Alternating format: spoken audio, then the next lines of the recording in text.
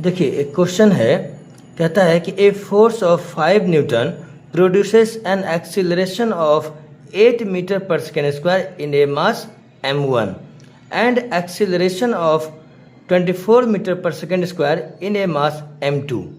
क्या कह रहा है कि एक 5 न्यूटन का एक फोर्स है जो कि प्रोड्यूस कर रहा है acceleration 8 metre per second square का। कौन से ऑब्जेक्ट पर?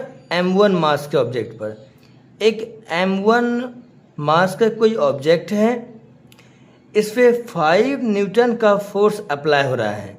तो 5 न्यूटन का फोर्स अप्लाई होने की वजह से इस m1 मास का जो ऑब्जेक्ट है इसमें 8 मीटर पर सेकेंड का एक्सीलरेशन ये प्रोड्यूस हो रहा है इस 5 न्यूटन फोर्स लगने की वजह से।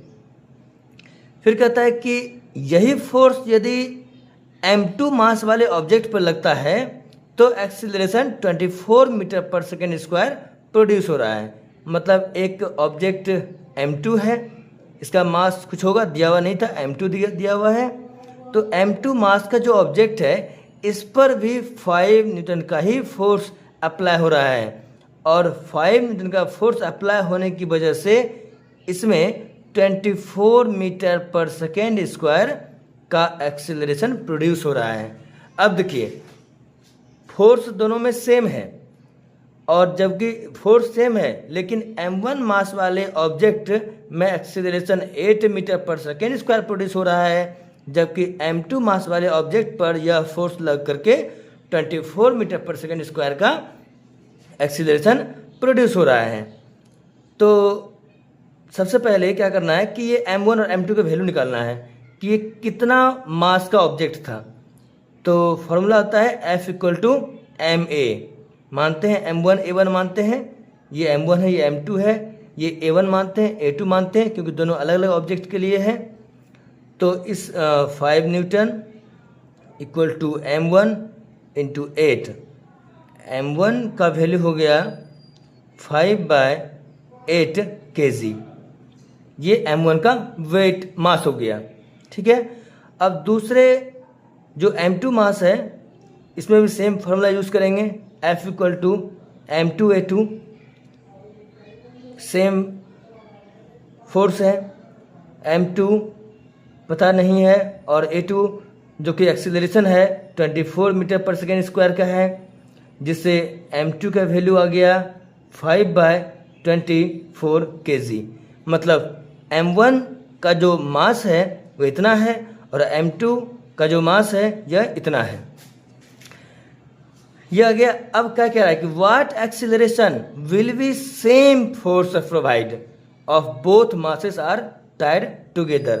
कहता है कि सेम फोर्स जो आपने m1 और m2 पे लगाया था वही सेम फोर्स हमने एक उस ऑब्जेक्ट पे मैं लगा रहा हूँ जिसका वेट m1 और m2 है। दोनों ऑब्जेक्ट को मैंने टाइट कर दिया और अब इस ऑब्जेक्ट पर, इस मास वाले ऑब्जेक्ट पर सेम फोर्स अप्लाई हो रहा है। सेम फोर्स कह रहा है कि यदि आप दोनों ऑब्जेक्ट को टाइट कर बांध लें और उसके बाद सेम फोर्स अप्लाई करें तो कितना एक्सीलरेशन प्रोड्यूस होगा। ठीक है, तो देखते हैं। तो m1 टोटल मास कितना हो गया? टोटल मास जब टाइट कर दिए तो टोटल मास हो गया m1 + m2 जो कि 5/8 + 5/24। एलसीएम लेंगे 24, 5 20/24 kg। इसको काटते हैं, 5/6 kg। ये हो गया टोटल मास। ठीक है, ये हो गया टोटल मास। अब फोर्स अप्लाई सेम वही हो रहा है। तो अब आप क्या देख रहे हैं कि फोर्स वही आपका 5 न्यूटन है लेकिन इस बार मास दोनों को बांध दिए हैं तो इतना kg का मास हो गया, तो कितना एक्सीलरेशन प्रोड्यूस होगा। तो सेम फार्मूला यूज़ करेंगे, F = ma। फोर्स 5 न्यूटन है, मास 5/6 kg है ए आपको निकालना है, ए का वैल्यू, तो एक इक्वल टू 5 इंटू 6/5, 5 कैंसिल हो गया, ए equal to 6 metre per second square. ये आपका हो गया एक्सीलरेशन इस ऑब्जेक्ट का, जब दोनों को टाइटली बांध दिए थे तो और उस पर 5 न्यूटन का ही फोर्स लगाया गया था, तब इतना एक्सीलरेशन प्रोड्यूस होता। ठीक है, अब देखते हैं नेक्स्ट क्वेश्चन। देखिए क्वेश्चन क्या कहता है, क्वेश्चन नंबर 2 है, an object of mass 1 kg travelling in a straight line with a velocity of 10 metre per second collides with and stick to a stationary wooden block of mass 5 kg। क्या है कि एक 1 kg मास का कोई object है, ठीक है, ये ट्रैवल कर रहा है, एक स्ट्रेट लाइन में ट्रैवल कर रहा है, ठीक है, एक स्ट्रेट लाइन में ट्रैवल कर रहा है और जिसका स्पीड जो वेलोसिटी है वो 10 मीटर पर सेकेंड है। इस वेलोसिटी से यह ट्रैवल कर रहा है, एक स्ट्रेट लाइन में ट्रैवल कर रहा है और क्या होता है, कोलाइड्स कर जाता है, मतलब टकरा जाता है। किससे? तो एक स्टेशनरी वुडन ब्लॉक से। एक स्टेशनरी वुडन ब्लॉक है, यहाँ पर मान लेते हैं एक इस तरह का एक स्टेशनरी वुडन ब्लॉक है जिसका मास 5 kg है। यह रुका हुआ है, ये चल नहीं रहा है, ये मूविंग में नहीं है, ये स्टेशनरी है। तो इस ऑब्जेक्ट पर यह जो 1 kg मास का जो ऑब्जेक्ट है यह 10 मीटर पर सेकेंड के वेलोसिटी से आ रहा है और इस पर टकरा जाता है, ठीक है। तो टकराने के बाद क्या बोल रहा है कि then they both move of together in the same straight line. क्या होता है, टकराया और टकराने के बाद वे मूव ऑफ हो जाते हैं। क्या हो जाता है, मूव ऑफ, मतलब मूविंग नहीं, स्टॉप हो जाता है। टकराया वहीं रुक गया दोनों। सब ये थोड़ा ज़्यादा मास का है, ये कम मास का है, तो थोड़ा सा ये आगे उतना फोर्स नहीं लगा पाया जिससे वह मूव हो सके, तो दोनों स्टॉप हो गया टकराने के बाद। तो move of together in the same straight line. Calculate the total momentum just before the impact and just after the impact. तो मोमेंटम निकालने कह रहा है, टोटल मोमेंटम। तो मोमेंटम का फॉर्मूला क्या होता है, P equal to M V. क्या होता है, P equal to M V, ये मोमेंटम का फॉर्मूला है। तो क्या कह रहा है कि आप इम्पैक्ट मतलब कोलिजन से पहले का मोमेंटम निकालिए, कोलिजन के बाद का टोटल मोमेंटम निकालिए, अलग अलग निकालते हैं। तो सबसे पहले लिखते हैं क्या क्या दिया गया है। m1 mass of first object equal to 1 kg, initial speed of first object equal to 10 metre per second, ठीक है। और इसका देखते हैं कि m2 mass of second object equal to 5 kg और इसका initial speed of second object equal to, इसका तो स्पीड स्टार्टिंग में था ही नहीं क्योंकि ये स्टेशनरी ऑब्जेक्ट है, तो इसका इनिशियल जो वेलोसिटी है वो 0 मीटर पर सेकेंड हो जाएगा। तो ये कॉलिजन के पहले की बात हो रही है। तो कॉलिजन के पहले का टोटल मोमेंटम यही पूछ रहा है कि calculate the total momentum just before the impact. पहले तो बिफोर द इम्पैक्ट अभी मतलब कॉलिजन के पहले पूछ रहा है, तो टोटल मोमेंटम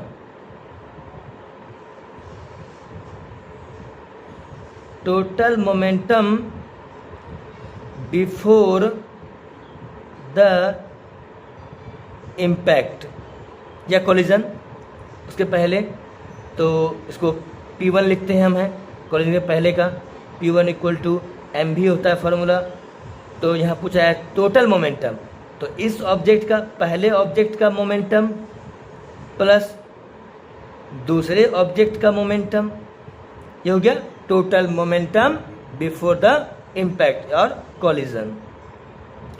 1 kg आपको इसको ग्राम में कन्वर्ट नहीं करना है क्योंकि ये फॉर्मूला जो मोमेंटम इक्वल टू एम भी होता है, इस फॉर्मूला में m kg में होना चाहिए और जो वेलोसिटी है वो मीटर पर सेकेंड में ही होना चाहिए, इसीलिए kg में है, इसको कन्वर्ट नहीं करना है मीटर, एक ग्राम में नहीं करना है। तो 1 kg into initial velocity of first object 10 metre per second plus m2 5 kg है और u 0 है 10 plus 0 equal to 10 kg metre per second. ये आपका हो गया इनिशियल मोमेंटम, टोटल मोमेंटम। अब कह रहा है कि आप टोटल मोमेंटम उसका भी निकालिए जस्ट आफ्टर द इम्पैक्ट। देखिए अब क्या कह रहा है, हमने निकाल दिया total momentum before the impact, ये निकाल दिया। अब कह रहा है कि जस्ट आफ्टर द इम्पैक्ट वो भी बताइए मोमेंटम, कि इम्पैक्ट के बाद का मोमेंटम क्या है। तो इम्पैक्ट के बाद या इम्पैक्ट के पहले मोमेंटम तो सेम होता है by the law of conservation of momentum. बताया था पहले ही कि कॉलिजन के पहले जो मोमेंटम होगा, कॉलिजन के बाद जो मोमेंटम होगा, दोनों मोमेंटम सेम होगा। ये मैं नहीं कह रहा हूँ, ये कह रहा है कंजर्वेशन ऑफ मोमेंटम का लॉ ही कहता है।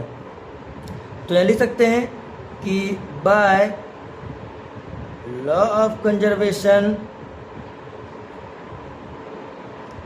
By law of conservation of momentum,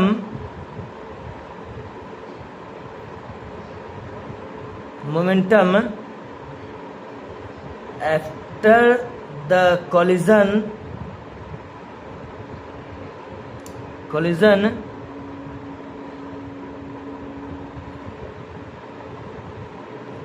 momentum is also कितना होगा 10 kg मीटर पर सेकेंड। यही मोमेंटम बाद भी, कॉलिजन के बाद भी होगा, ये पूछ रहा है। फिर कह रहा है क्वेश्चन में कि also calculate the velocity of the combined object.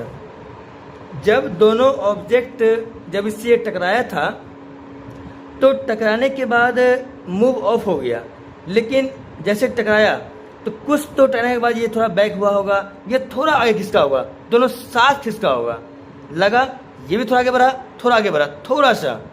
तो वही कह रहा है कि calculate the velocity of the combined object.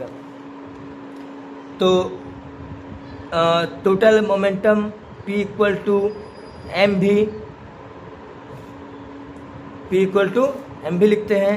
तो टोटल मोमेंटम जो है वह 10 है, मास m1 m2 दोनों जब टकराया दोनों साथ कुछ आगे बढ़ा, जो कि 5 + 1 हो जाएगा। m1 m2 लिख सकते हैं यहाँ पर, और जो भी है ये निकालना है। तो 10 = 6 v = 10/6 जो कि 1.66 मीटर पर सेकेंड। मतलब ये कंबाइंड ऑब्जेक्ट का वेलोसिटी है। जब ये ऑब्जेक्ट इससे टकराया था तो टकराने के बाद दोनों साथ ही क्या हुआ, दोनों साथ थोड़ा आगे बढ़ा, तो उसका स्पीड पूछ रहा है, जो कि 1.66 मीटर पर सेकेंड होगा। ठीक है, अब देखते हैं क्वेश्चन नंबर 3।